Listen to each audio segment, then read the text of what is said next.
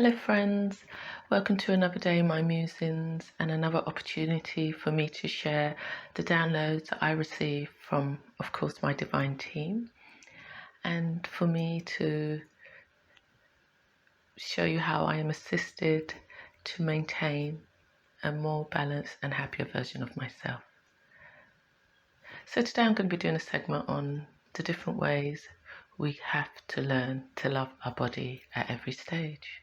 As we get older, our lifestyle and habits change, which can inevitably have an effect on our bodies and how we may view our physical self. Some of us might love what we see and think, I can work with that. Others might not be too happy with what they see. I'm a bit in between. Well, I was a bit in between both, but I'm learning to have a shift in my consciousness.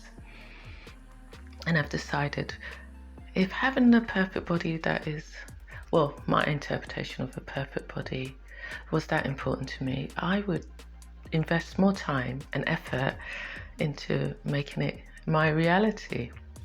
But I don't think I'm really that determined to put in that effort.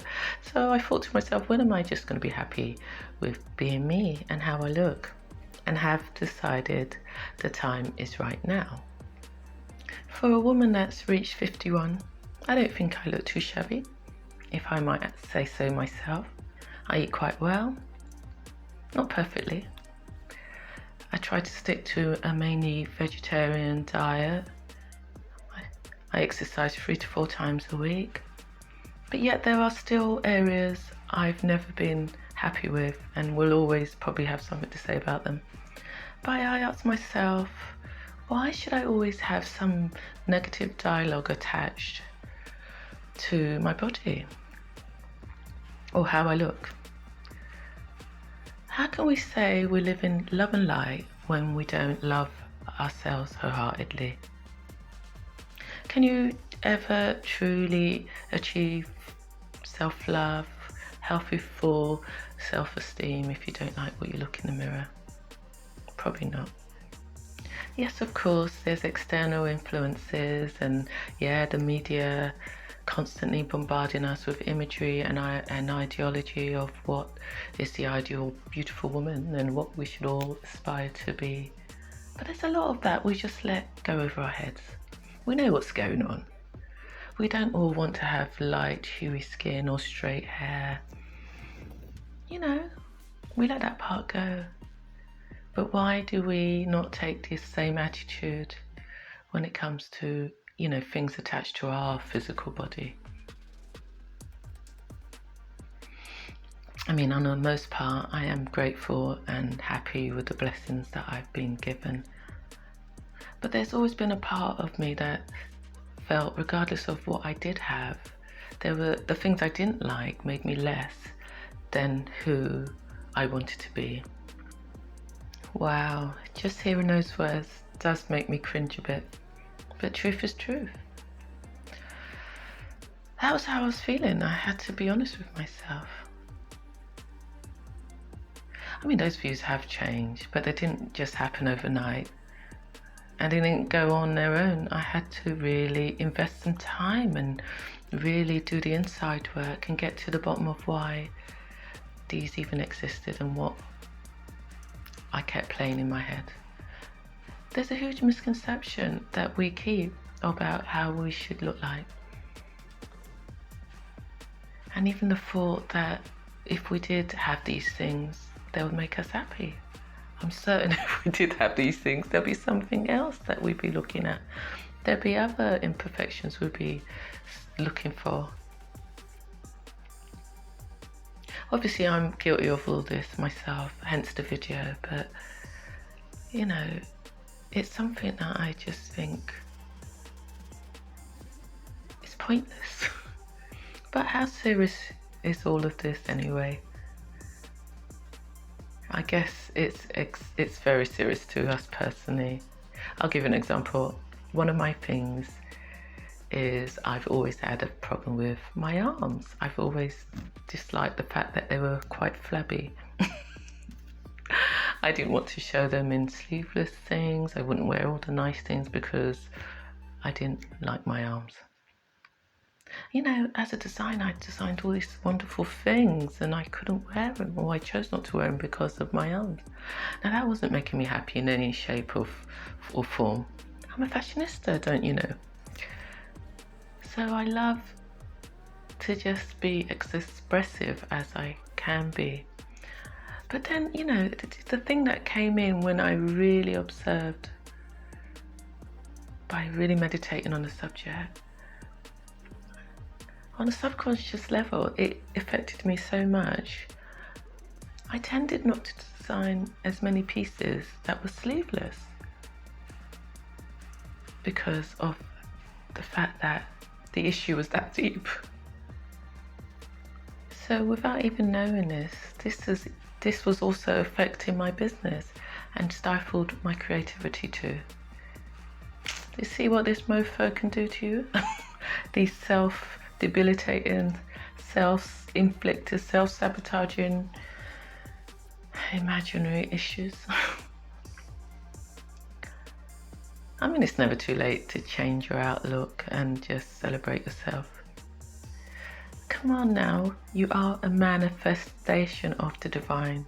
So, as far as I'm concerned, you're a unique spiritual being, and once you reconcile your inner psyche and all that nonsense that lets you and makes you feel less than you are, you start to appreciate yourself more and learn to love yourself more, because your uniqueness has to be celebrated. Everyone is unique, and it should be something that we all should embrace.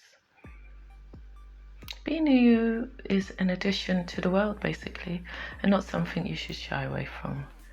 And knowing that and accepting that should make you strive to be you and nothing else, just you. Once you eliminate, you know, that mindset that our imperfections are negative things and stop viewing it from that standpoint, you start to break through and rise above anything that makes you feel contrary to this. It might require a lot of love from yourself, constant, nice, soothing words, I would say, a lot of internal, dialogue and narrative. Might be a bit of an upheaval, but most of all, you have to just do it kindly. You know, you're supposed to love nothing or anybody above yourself. So give yourself some love. Soothing words that will help them to become a thing of the past and help to create new belief systems that are supportive and will inevitably help you to love your body a lot more. Without doing so, you'll be trapped in a cycle of negative talk and negative thoughts and beliefs, and it's all deception. You know, if you're not invested enough to make the changes that are needed and are forever longing for that thing that you're not putting the effort into, you're deceiving yourself. I mean, a lot of what we're actually wanting is not even obtainable. Often enough, if we are honest, there are things that we're not doing, yet we want a certain outcome. Are we really putting in the effort? Are there things that we can really change and as a result distinguish the issue completely and create that physical change that we're always pining for? Let's use my arms as an example. For a good decade or so, I've been complaining about this issue. I've wished for slimmer arms, slimmer toned arms. I always avoided certain clothes, like I said earlier, because of them. But then when I used to mention it every so often, I would speak to people and they'll say, oh, have you tried this? Have you tried that? And I'll be like, yeah, I will, I'll try them. Yeah, that's what I'm going to do. But did I really put any real major effort to really get the outcome I wanted? Did I exercise regularly to tone them up?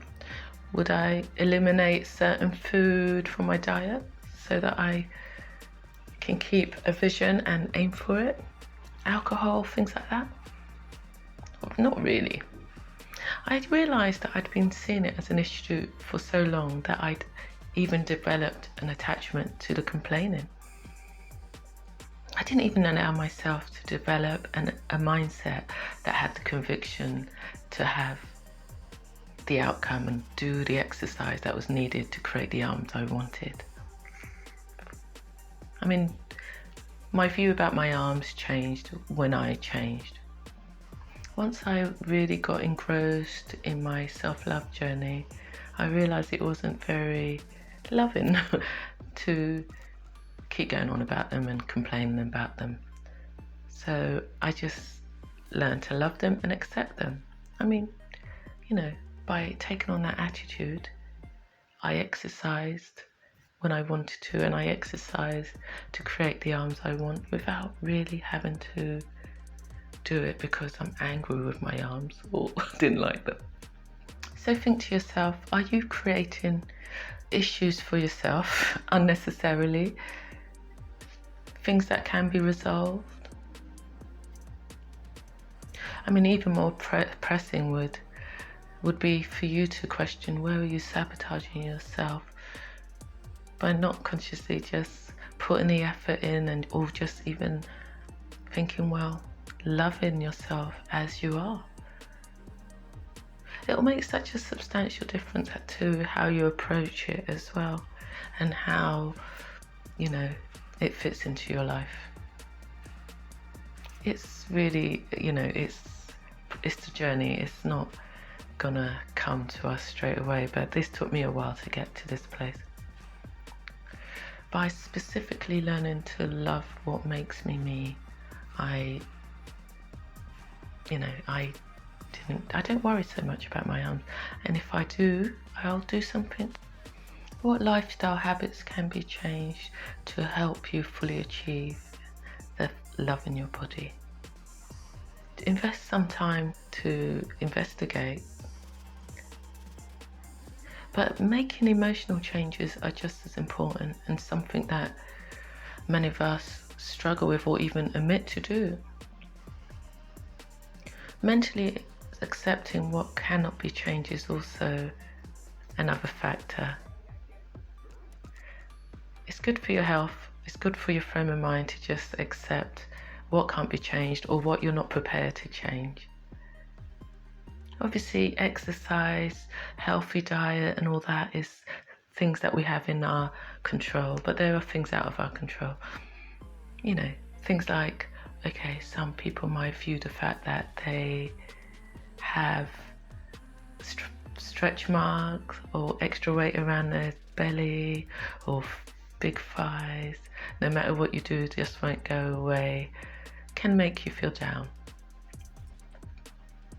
But they're all trademarks. They're all part of our journey and the battles we've fought and won. So this would be a good starting point to put in effort to just accepting our body and accepting the things we can't change. And often enough, the things we don't like, there's someone out there wishing for them. Believe it or not, I'm sure you know. Either way, you don't benefit from focusing on things you can't change. Instead, acknowledge that they tell a story, and by not accepting them can be poisonous and debilitating to the spirit and your psyche.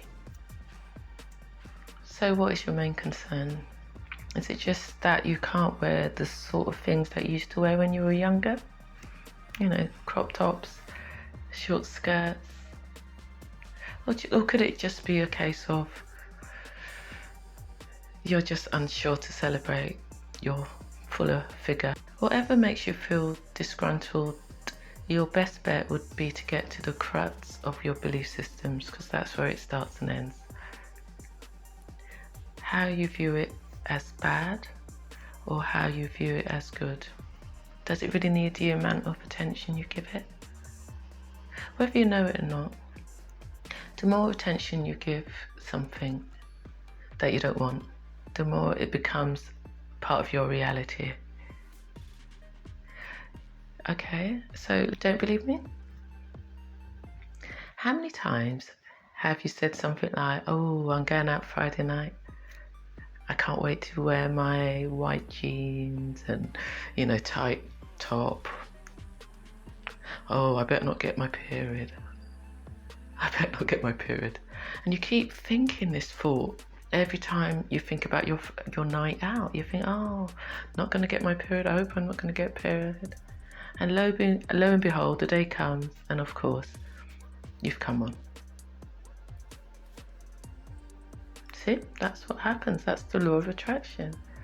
It tells you any thought, both negative and positive, the more attention you give it, it will happen.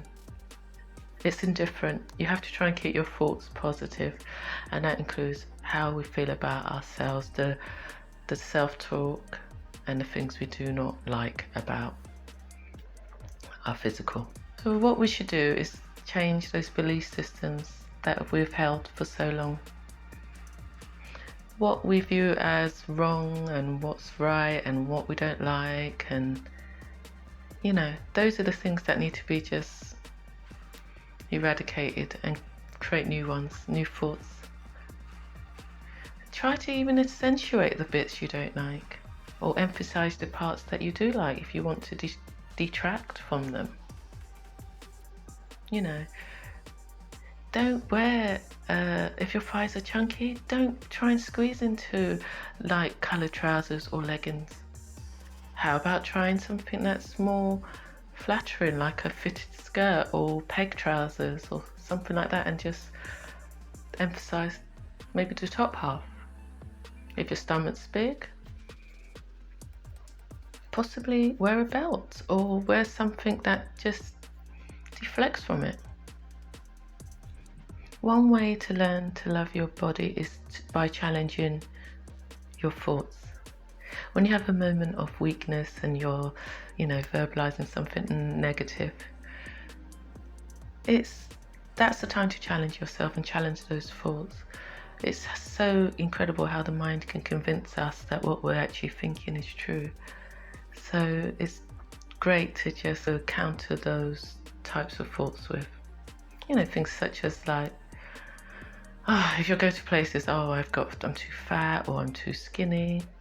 Challenge that dialogue with something like, oh, I love my small waist and my thin, long legs.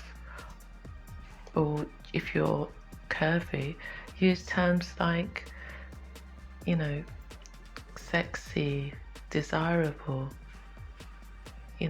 Fuller body has to be viewed in those terms also. Take a good hard look at yourself. You might be surprised how beautiful you feel when you really start to see the things as a positive. The things that you once thought made you less beautiful, they might become the features that you'll love the most. Your hourglass figure won't make you feel too wide around the hip. Your thighs that are too big become, very shapely in the right pair of trousers. You don't have to do anything by extremes. You don't have to go on an extreme diet to try and lose weight. All that stuff implies that the process has to be rushed. You can't enjoy yourself throughout the whole process. If you want to address your eating habits, just learn to eat healthier. There's no need to take it to any extreme. It will help to build your self-esteem if you followed a balanced diet that, emphasis is on portion control or the right nutritions, the right vitamins. That's all part of it. That's all will automatically make you feel better about yourself, because you're putting, more healthy choices into your body. When you rely on things that are meant to be enjoyed periodically and incorporate them into our lives regularly, things such as alcohol, takeaway food, that short-term enjoyment is only going to result in long-term disappointment. So if you see that you've gained an alcohol belly, or find you don't no longer fit into your jeans, you're not going to feel good after. I've been there. I do it all the time. That's my cycle. This makes it even more difficult to break the negative perceptions we have and the feelings of dislike about certain parts of our body. So I guess the best way would be to try and avoid stress impulses as much as you can. We don't have to keep doing the same things we've always done. We might not even realize it, but a lot of it is just like some programming. A lot of our excessive behavior is coping mechanism. So it might have served you a while ago, but does it really need to serve you now? Maybe you need to look at your world and look at the things that keep you in a state of helplessness and requiring, a crutch, or using these things to escape from your reality. The reality that in truth probably doesn't serve you anymore anyway. I mean, when we decide to put our well-being at the forefront of our world, at the forefront of everything basically, the self that we want to become, the self that you can love and appreciate, you'll look at the things in your world and the things that don't necessarily suit you or keep you bound, that just need to be left. And then you'll see all those attachments to food, drink will not really be that, that significant. I mean, it might have taken me to reach 51 before I decided to get rid of certain attachments, i.e. alcohol and all that stuff, but hey, it's better late than never. So that's it. That's my segment. I hope you enjoyed it. It's my reality now. I hope it helps some of you reach a reality that suits you. Okay, on that note, thank you for watching. Thank you for your likes, your shares, and for your subscribes. And if you do want to hear more, please come back. Namaste.